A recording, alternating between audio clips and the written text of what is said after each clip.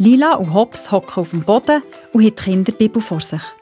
Sie schauen zusammen das Bild von Jona an, das gerade über einen Schiffsrand geschossen wird. Und weiter hinten sieht man den grossen Fisch mit dem offenen Mauch schwimmen. Schau mal. So gemein, wie sie durch Jona einfach drüber rausschiessen. Ja, schon. Aber was hätten sie denn sollen? Weiss doch nicht. Ihn vielleicht in einem Rettungsboot aufs Meer lassen. Erstens haben sie das auch noch gar nicht gehabt. Zweitens wäre er mit dem Boot in diesem Sturm sicher auch nicht weit gekommen. Und drittens hat ihn der Fisch auch gleich gefressen. Verschluckt, nicht gefressen. Ja, stimmt. Verschluckt.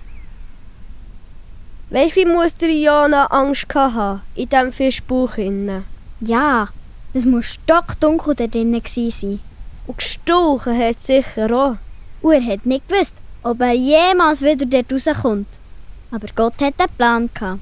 Genau wie bei uns. Weisst du noch? Meinst du denn im Kindergarten, wo uns die Kindergärtnerin hat gesagt, wir sollen die Farbe lassen? Und wir haben es gleich nicht lassen. Und am Boden an der Wange hat es dann grüne, rote Spritzer gehabt. Und wir sind davon gelaufen und haben niemandem etwas gesagt, dass das wir waren. Und die Kindergärtnerin hat verlangt, dass sich die Schuldigen bitte melden sollen und zu ihrem Fehler stehen. Und wir sind aus lauter Angst uns verstecken. Und in diesem Versteck haben wir gemerkt, dass wir uns melden und entschuldigen. Gell?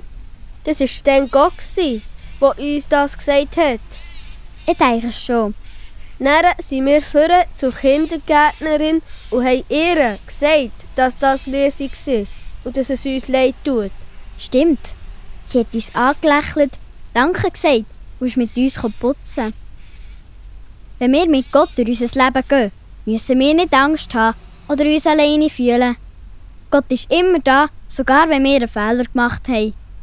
Gott hat uns dann geholfen, dass wir den Fehler zugeben konnten. Und es ist gut rausgekommen.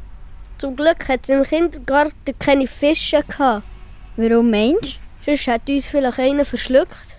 Ja, mit Gott an unserer Seite sind wir immer Sieger. In der Bibel steht, wir sollen fest werden im Glauben und das tun, was Gott von uns möchte. Wir dürfen wissen, dass Gott uns belohnen wird und uns den Sieg schenken. Toll, oder?